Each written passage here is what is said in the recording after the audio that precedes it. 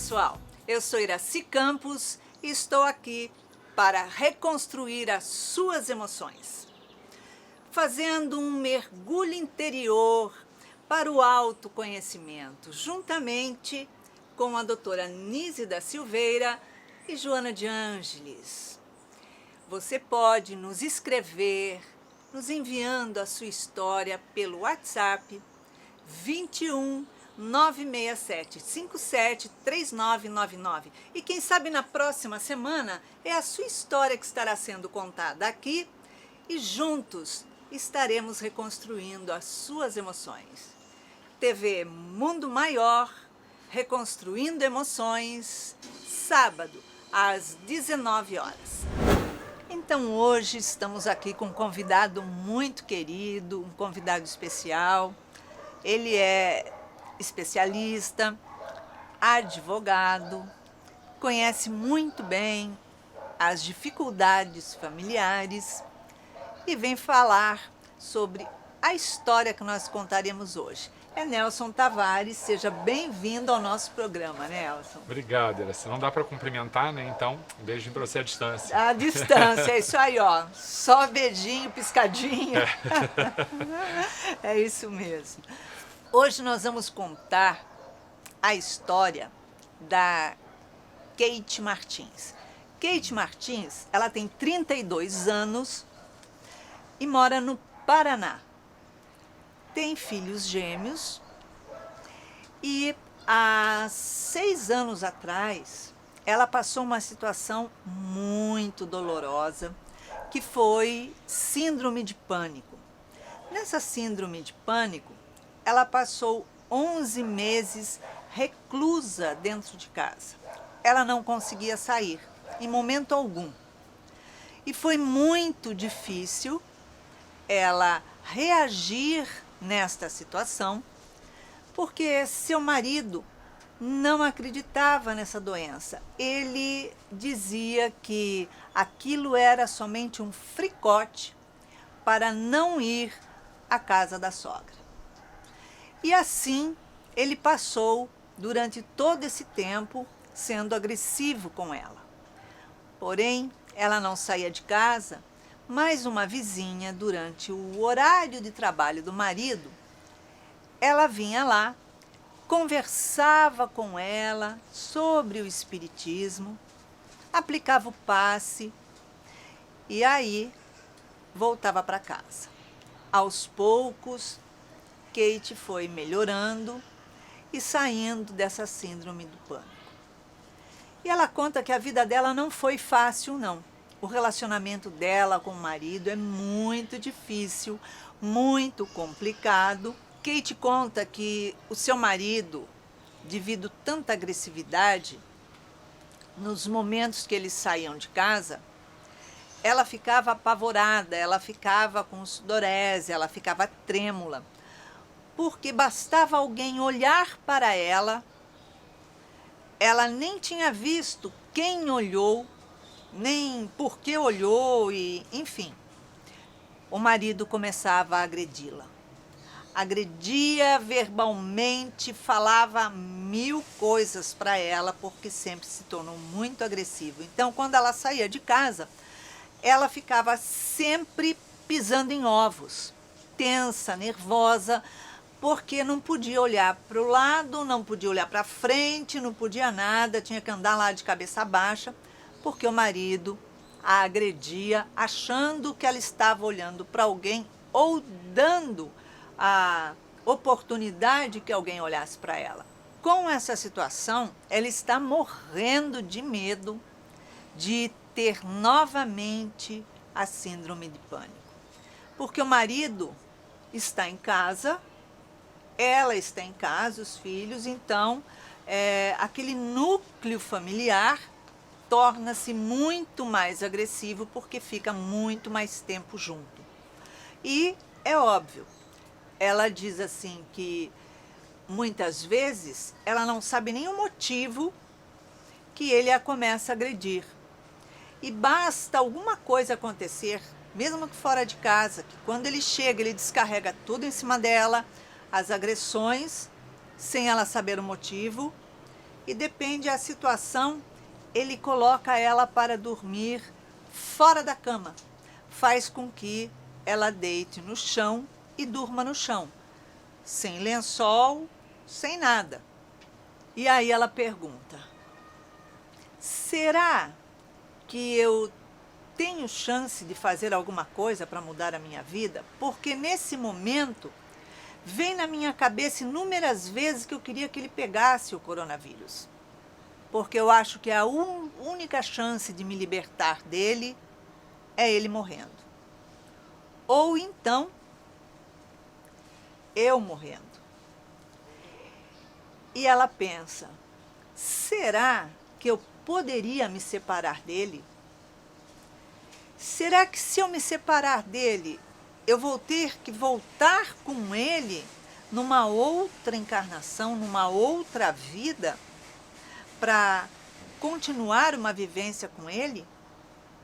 Então, para falar sobre tanto doutrina espírita, o entendimento atual, quanto falar sobre o lado emocional, o lado psicológico e também o lado jurídico, nós trouxemos aqui o Nelson Tavares. Nelson, essa história está complicada, né? Você sabe que é complicada, mas é mais comum do que a gente possa imaginar. A Sim. quantidade de pessoas que aparecem no escritório querendo se separar e quando se dá conta das questões que tem que enfrentar para poder fazer isso, recua. Impressionante como tem muita gente que prefere desistir e viver mal a enfrentar para poder resolver o problema. Quer dizer, entre o novo e fazer o esforço de mudar, de enfrentar uma nova vida, fazer novo projeto, quer dizer, prefiro ficar sofrendo, porque assim eu já sei como que é. Já conheço meu sofrimento. Essa questão do novo é impressionante, porque além do desafio, né, do enfrentamento do fato novo, tem também o receio, porque muitas dessas mulheres que sofrem agressão verbal, que têm a sua autoestima trabalhada para praticamente desaparecer, elas acabam também se anulando do ponto de vista profissional. E grande parte delas tem dificuldade de assumir que ela vai conseguir se sustentar, aí tem receio de como o marido vai lidar com essa questão dos alimentos, se ela vai passar por alguma dificuldade, se tem filho, aí ainda complica mais. Então não é só a questão psicológica, muitas delas têm medo do aspecto prático mesmo. Será que eu sou capaz de me manter, de conseguir trabalho, de fazer alguma coisa? Então não é pouca coisa para enfrentar, é difícil mesmo. Mas, quando a gente olha nos atendimentos fraternos, eu vejo inúmeras situações assim. A pessoa está infeliz. Será que vale a pena você passar uma vida inteira sofrendo, atrelada a alguém que você não ama e que conseguiu despertar em você somente medo? Ao invés de você fazer um esforço para se sustentar sozinha, para se virar?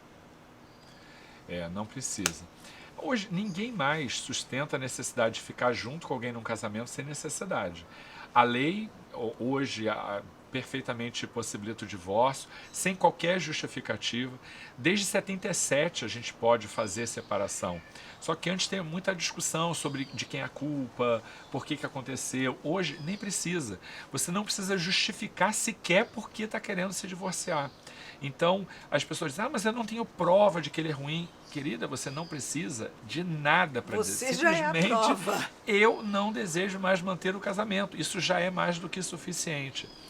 E a doutrina espírita trata disso. O Livro dos Espíritos tem a discussão exatamente isso, né? É lícito, à luz da espiritualidade, à luz dessa questão mesmo, da lei de causa e efeito, eu fazer uma separação? Ou isso traz alguma implicação? E os espíritos dizem, e tem um livro também muito interessante do Chico, em que ele vai respondendo várias perguntas, em que ele diz: às vezes a separação é até melhor. Se a permanência gera mais ódio, gera mais compromisso, gera mais, enfim, comprometimentos kármicos. É melhor separar que ficar junto, tendo problema, aumentando as dificuldades. E há casos até em que a gente chega enfim, agressão física, aí é melhor separar. Com certeza, porque em realidade a agressão psicológica ela é uma tortura, né? E a agressão psicológica ela machuca muito mais do que uma agressão física. Você caiu, quebrou o braço, alguém empurrou, te jogou na escada, quebrou o braço, você vai lá, faz o tratamento, ingesta, faz alguma coisa, pronto, acabou, sarou, passou. Agora, a agressão psicológica, ela permanece a vida inteira e influencia em todas as atitudes que você vai tomar. Porque o medo te impede de agir. E é muito comum que o agressor em geral, bom, não existe agressor sem agredido. O agressor também é alguém que traz algumas dificuldades, que traz alguns comprometimentos. Exatamente. E é muito comum que nessa tentativa do processo de agressão, ele queira se colocar como alguém mais forte, porque normalmente é também alguém com baixa autoestima, que tem dificuldades, inclusive no trabalho, alguém de baixo desempenho, é alguém de pouco sucesso, não que isso seja uma regra, mas às vezes alguém com pouco sucesso profissional, ou se tem sucesso profissional, não se sente feliz com aquilo que construiu. E aí ele faz esse processo de diminuir a outra pessoa como uma forma de elevar a si mesmo. Nesse processo é muito comum também que o agressor trabalhe para que o agredido se sinta culpado. Se sinta culpado pelo que aconteceu, se sinta culpado pelo término do casamento, pelo insucesso dele, se sinta culpado até da própria agressão. Quer dizer, se essa pessoa está me agredindo, se essa pessoa faz tudo isso, é porque alguma coisa eu fiz para poder motivar isso. Isso faz parte do pacote psicológico da agressão. E desfazer isso na cabeça da pessoa agredida é primeiro difícil, mas é possível. Agora, isso em geral só vai acontecer, a solução, quando a gente consegue o divórcio, porque a permanência ao lado daquela pessoa é como se estivesse reativando esses mesmos valores, essas mesmas dificuldades por um longo período. O divórcio, apesar das dificuldades, ele abre uma nova perspectiva. Com certeza. Só o fato de se sentir ali leve, de se sentir livre, já é um alívio. Porque a sensação que a pessoa vai ter de, olha, eu não tenho que dar satisfação para ninguém, onde eu vou, a hora que eu vou, a hora que eu volto, o que eu faço, o que eu deixo de fazer. Eu não tenho que me justificar porque eu estou olhando ou para os lados ou para frente, porque eu não estou olhando para o chão.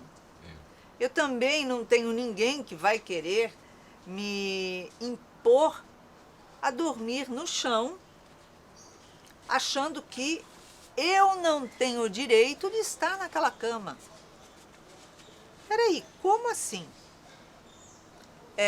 A agressividade psicoemocional, ela é muito séria, ela é muito grave. É uma situação de uma gravidade imensa, principalmente que eles têm filhos. E essas crianças estão vendo o que está acontecendo, mesmo que ele não agrida na frente dos filhos, não te bote para dormir no chão na frente dos filhos, mas os filhos sentem. O medo você não consegue esconder, você não consegue camuflar. E você vai passar esse sentimento, essa sensação, essas emoções para o seu filho, e o seu filho vai fazer a conexão. Seus filhos, quando chegarem numa certa idade, vai falar, casamento? De jeito nenhum, a coisa mais horrorosa da vida. Por quê? Porque para eles o que representa é o que está dentro de casa. Então já vai ter um conceito equivocado. E mais, no caso, porque ela diz que são gêmeos, mas não diz se a menina é um menino. No caso de ser menino, ele já vai ter aquela prática de que tudo na vida ele tem que conseguir com agressividade.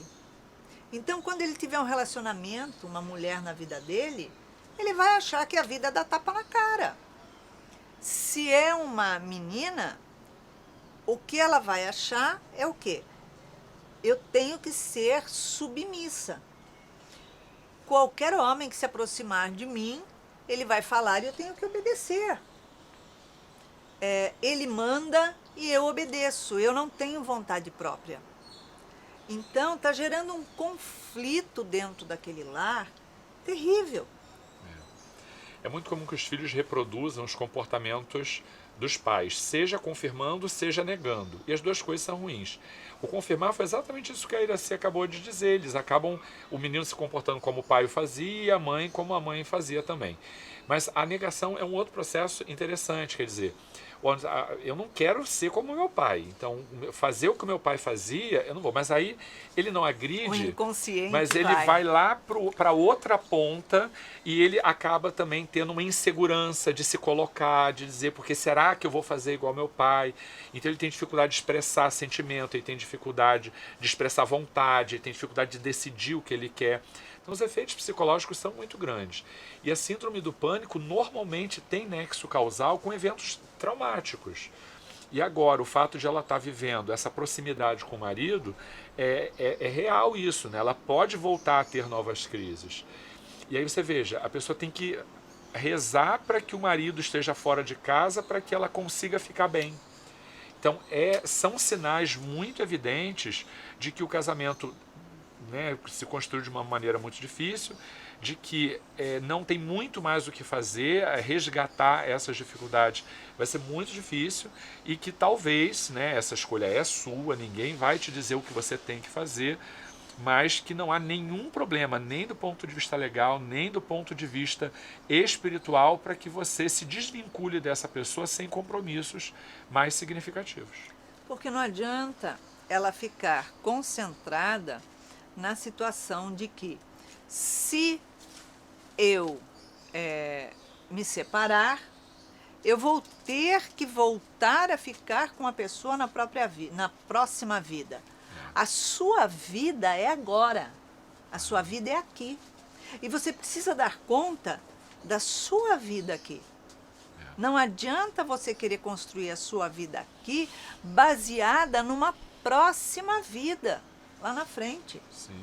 Porque aí você está querendo viver um futuro que ainda não chegou e está passando por cima do presente. Eu vou fazer um paralelo, Iraci, com base lá no Evangelho segundo o Espiritismo.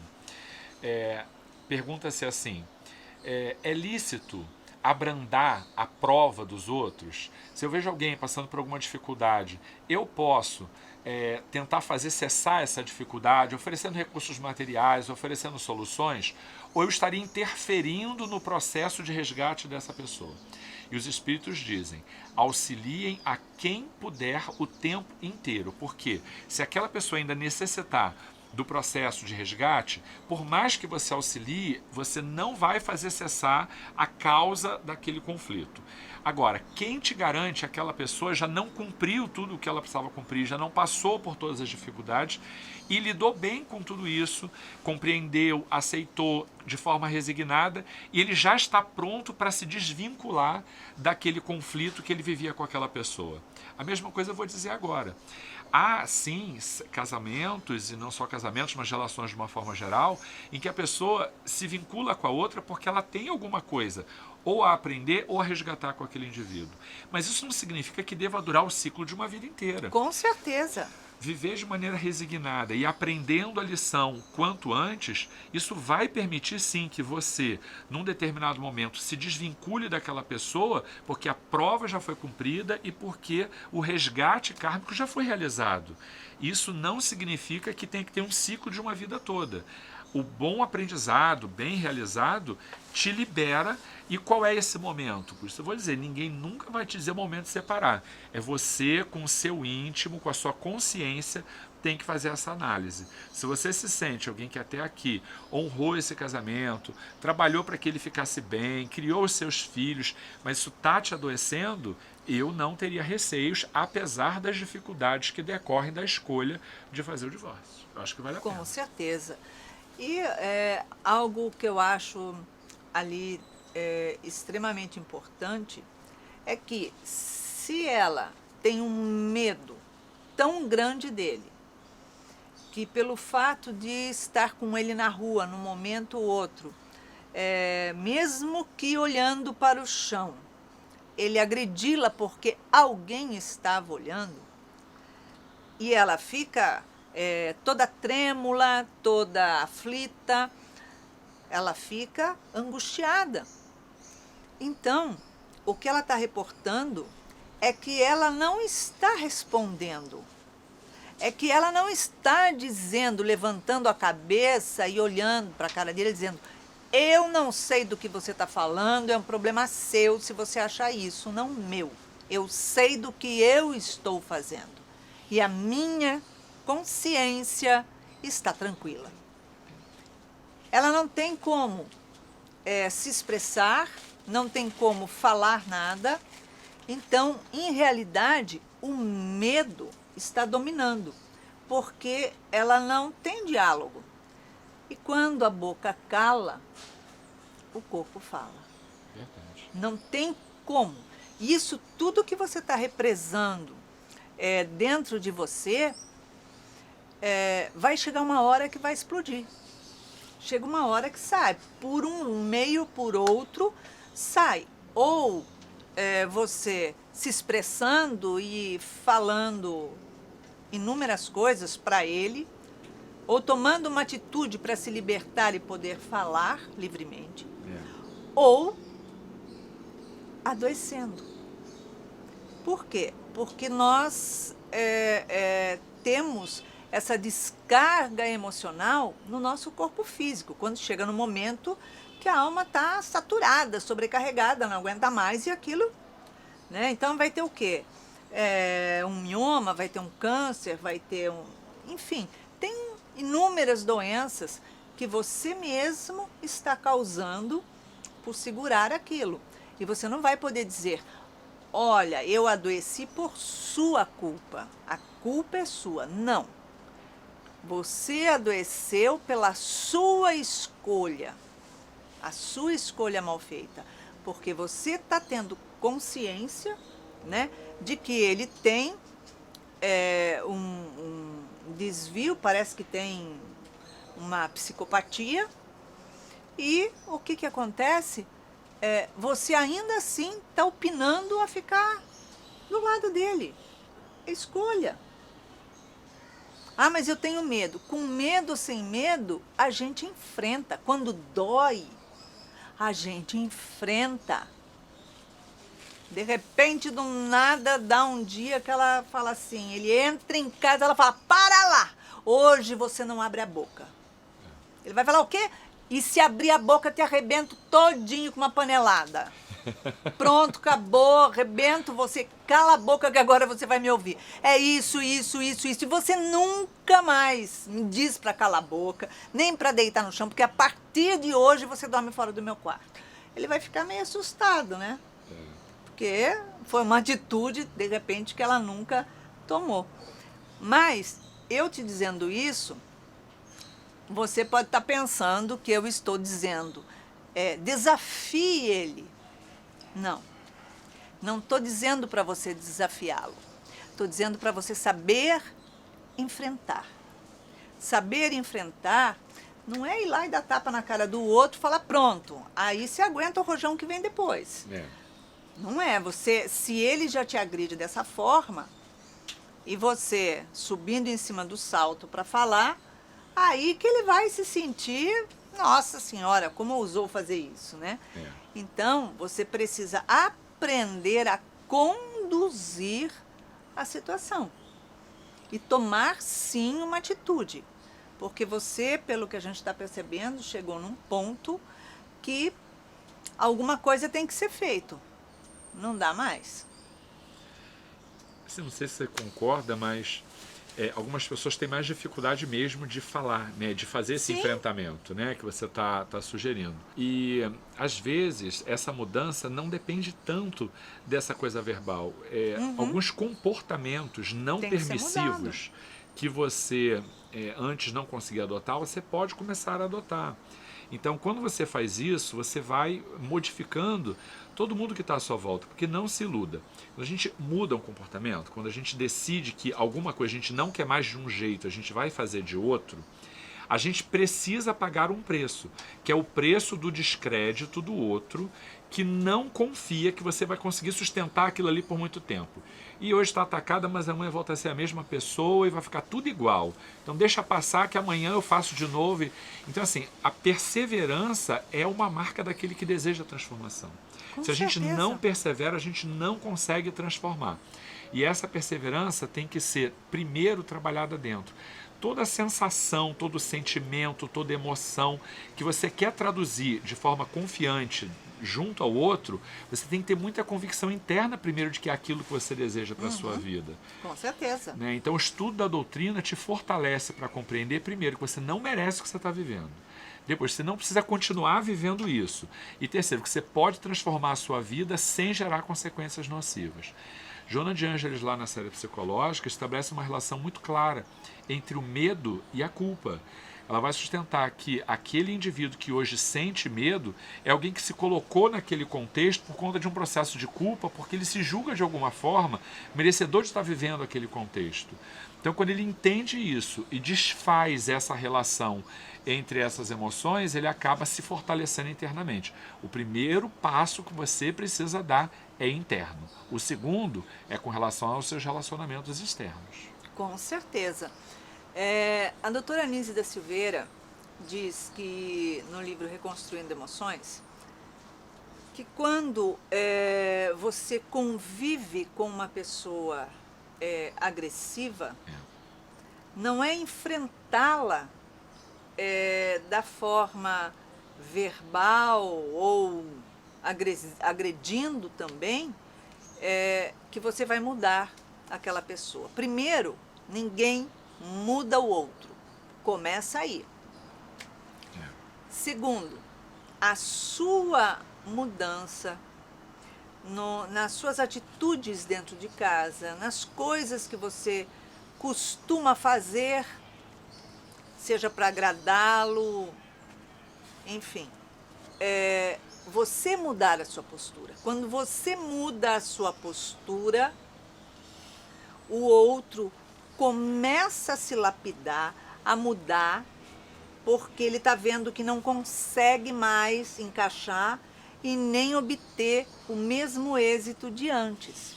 Então, a coisa começa a mudar. Se eu quero mudar alguém, a melhor forma é me mudar. Porque se eu não me mudar, eu vou continuar fazendo a mesma coisa e a pessoa vai continuar tendo o domínio e a postura. Quando eu não quero aquilo mais para mim, sei lá, fulano adora comer carne de porco.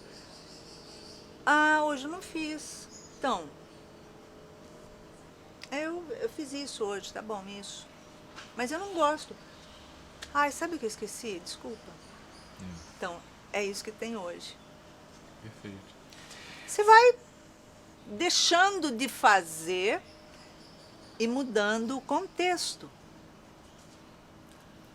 E aí vem a pergunta, mas afinal de contas, o que está acontecendo com você? Que você está estranha, está fazendo umas coisas? O que é isso? Tipo assim, está perdendo o respeito por mim? Fala assim, não sei, nem percebi. Seja inocente. Né? O enfrentamento nem sempre é a melhor opção, por quê? Porque o indivíduo que se afina com a agressividade, se você também fala alto, se você também revida, ele vai estar num contexto de conforto para ele. Então, isso vai gerar mais e mais e mais conflito, podendo até desaguar numa agressão física. Mas esse enfrentamento do comportamento que muda gera para o outro uma dificuldade de ele estar nesse lugar de conforto de que essa pessoa se presta a sofrer agressão. Quando você sai, não se oferece mais como bode expiatório dessa agressividade, o próprio indivíduo pode começar a se desinteressar. É comum, às vezes, o próprio agressor buscar outra pessoa que se coloque mais passivamente na condição de agredido, porque já não interessa tanto para ele. Porque, eu repito, o agressor também é alguém frágil.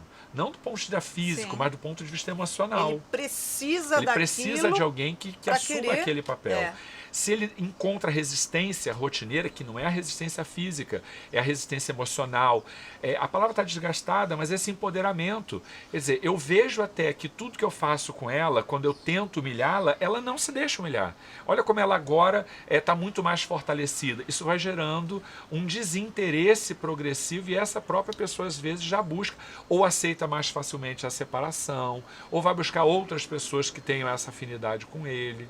Então, é importante se posicionar, você saber que você pode fazer algumas coisas e não precisa, às vezes, ainda nem começar pelo divórcio, mas inicie uma atividade profissional, faz alguma coisa, nem que seja dentro de casa, mas faça alguma coisa sua, guarde o seu tempo, aquele momento que é seu, para você fazer as coisas que você gosta, coloque pé firme para frequentar alguma religião com que você se afine. Se você tem afinidade com a doutrina espírita, como você já falou, passa a frequentar um centro e ele está reclamando que você vai sair. Dá duas opções para ele, ou não reclamar ou ir com você, até porque você vai para lá, não vai fazer nada demais. Aliás, é bom até que a criatura vá mesmo, que aí já entra na casa espírita e já começa a doutrinar o indivíduo, né? Com certeza. Já dá uma ajuda. Ele já vai dar de frente com o espelho rapidinho ali. Mas faça as suas coisas, Kate. Não deixa de viver a sua vida do ponto de vista da rotina, das suas necessidades. Outro ponto importante é ela procurar também uma ajuda psicológica, né? Uma ajuda psicológica que te fortaleça para que você possa fazer todo o enfrentamento que você vai passar a fazer a partir de agora. Por quê? Requer você mudar algumas posturas, requer você não ser a submissa sofredora. Então, você modificar a sua atitude. E quando ele começar a perceber que você está mudando, você não vai fazer queixa, você não vai criticar, você não vai dizer que está mudando isso para ver se ele muda. Em momento algum, você simplesmente é. Acabou.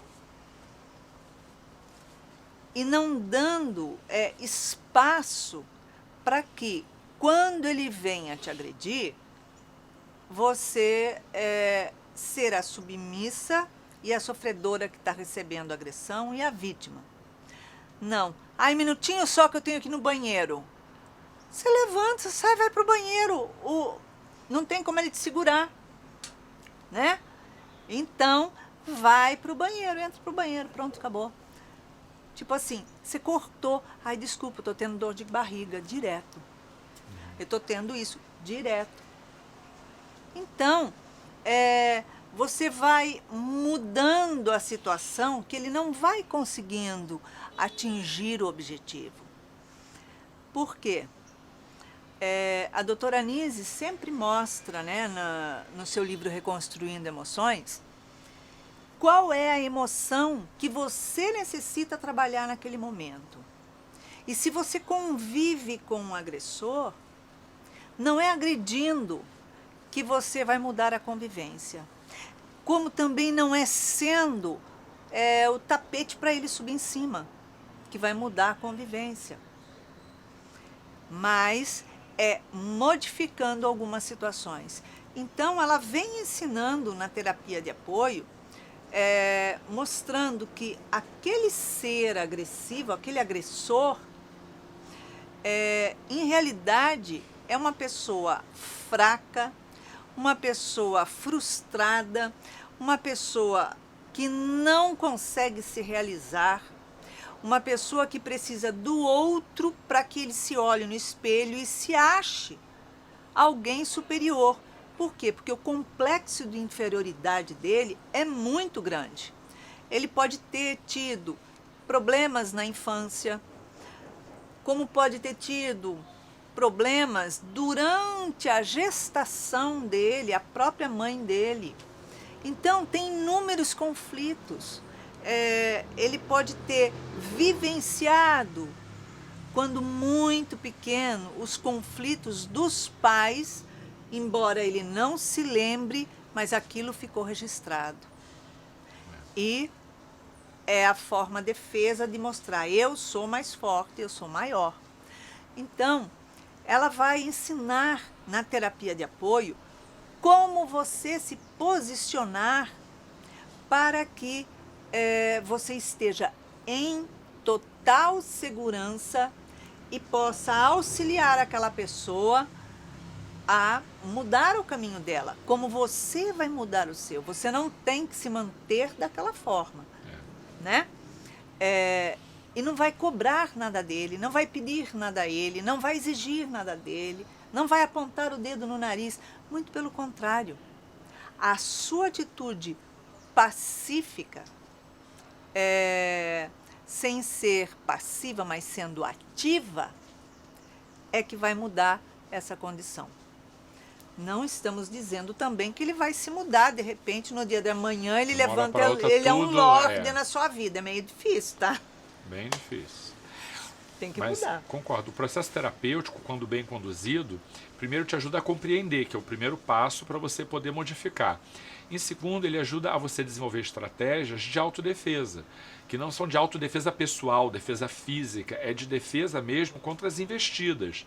Porque a agressão física é péssima, é terrível, ela é um crime, né? Mas eu concordo com ela ainda não é a pior agressão do ponto de vista da solução do problema. É mais fácil, às vezes, você resolver um casal que vive o conflito da agressão física do que aquele que vive a agressão emocional.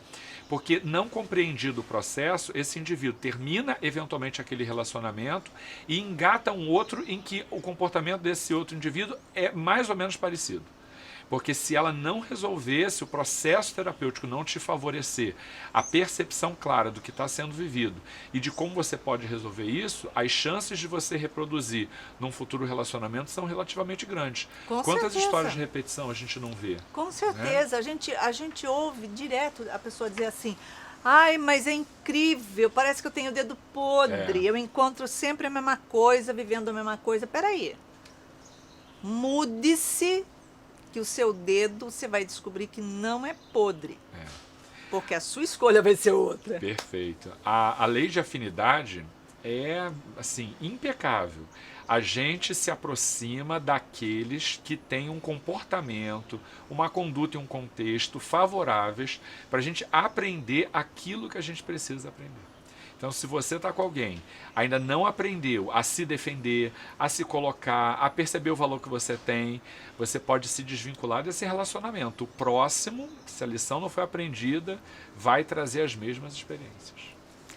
E uma coisa importante que eu acho extremamente válida é aquela história. Você está tão preocupada em saber na próxima vida se você vai vir com ele ou não. Então, vou te contar um segredo.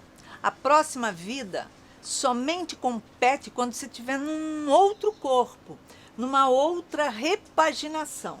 Começa por aí. Sim. Tá? Segundo, se você está vivendo com ele essa situação agora, você tem todo o direito de falar, não foi isso que escolhi para a minha vida. Porque eu tenho certeza que você não escolheu aquela pessoa para se casar porque achou que aquela pessoa ia fazer você sofrer a vida inteira e o que você buscava era sofrimento. Não. Se Deus é perfeito, se Ele é correto, amoroso, Ele jamais colocou um filho seu aqui na terra para dizer assim, olha, você nasceu somente para sofrer e você nasceu somente para servir a outra pessoa e ser ali passiva e ser ali utilizada como um capacho. Você nasceu para servi-lo. Não. Ele coloca a gente aqui e diz assim, olha, você nasceu para ser feliz, Você nasceu para suas realizações, para se auto-entender, compreender, para seguir em frente como uma vencedora. Então, ele proporciona a todos nós a mesma oportunidade. Então, você está na contramão. Porque falar que se você não ficar sofrendo com ele a vida inteira, você vai ter que nascer com ele outra vez, esse Deus é injusto. Não dá. Não é esse Deus o meu pai. O meu pai é amoroso. Perfeito. E ele fala, muda, minha filha, vai lá e mostra para que você veio. E eu mostro toda vez, olha só, não vim para sofrer, é isso. Maravilhoso. Então, Nelson, depois desse esclarecimento aqui com a Kate, em uma palavra, uma emoção. A questão da agressão. A gente vai ter que trabalhar, Kate, essa questão da agressão que você vem sofrendo, que é psicoemocional, é eventualmente quase física. Enquanto você não trabalhar como é que você processa essa emoção, de que forma você vai se desvincular desses vínculos afetivos, desses vínculos de dependência que você tem com ele, é muito difícil de você reverter esse quadro. Mas trabalhando esse aspecto, é bastante provável que você se sinta fortalecida, seja para mudar o quadro do teu casamento, seja até para desfazê-lo sem maiores consequências traumáticas para você e para toda a família. É isso aí. Kate, você está com a faca e o queijo na mão. Você vai aprender a usar com certeza. Nelson, obrigada pela sua presença, de estar aqui conosco, com os nossos telespectadores e de trazer esse alento ao coraçãozinho da Kate. Eu agradeço. Sempre que você chamar, eu venho, porque eu adoro estar aqui com você. Obrigada, obrigada com todo carinho. Então, depois desses esclarecimentos que tivemos aqui, junto com o Nelson, vamos ver o que a doutora Anísia da Silveira tem a lhe dizer. Ela diz assim: permanecendo nesse círculo vicioso, como alvo do agressor, conservando-se no silêncio e buscando convencer-se, dia após dia, de que ele é assim mesmo, que ele xinga somente porque fica nervoso. E isso, afinal, é natural. Que agride com gritos e acusações, porque, na verdade, ele só se descontrola. Isso também é natural. Nada demais. Às vezes, ele tem atitude de desprezo. Mas não é desprezo. É só o jeito dele que é assim mesmo. Os apelidos pejorativos que ele lhe coloca, é só uma brincadeirinha, mais nada. É uma distração dele. Então ela continua: quando a vítima de agressão psicoemocional chega ao nível profundo de depauperamento, que a lassidão já toma conta da criatura, ela poderá proceder de duas formas, dependendo a sua letargia ou a sua lucidez. Entrega-se à depressão e, quando possivelmente, poderá haver uma quebra de resistência física e, em realidade, algum órgão que estiver em maior estado de fragilidade genética ou adquirida, a doença se estabelece. Então, doutora Anísia deixa claro que não é normal alguém direcionar palavras de desprezos, de humilhações, de agressividade, falar com a gente com gritos e berros, com xingamentos. Isso não é natural. Isso é um desequilíbrio, é uma psicopatologia. há necessidade sim de mudar essa situação. Porque quando nós chegamos a um ponto de dizer, é assim mesmo, nós somente estamos dando uma desculpa para que nós não tenhamos que tomar uma atitude. Então, é isso. O momento é de alto amor, atitude e, com certeza, transformação. E assim, deixamos aqui para você um beijinho cor-de-rosa, convidando você a nos enviar a sua história para o número 21 967 57 3999 e quem sabe na próxima semana é a sua história que estaremos aqui reconstruindo. Beijinho cor-de-rosa.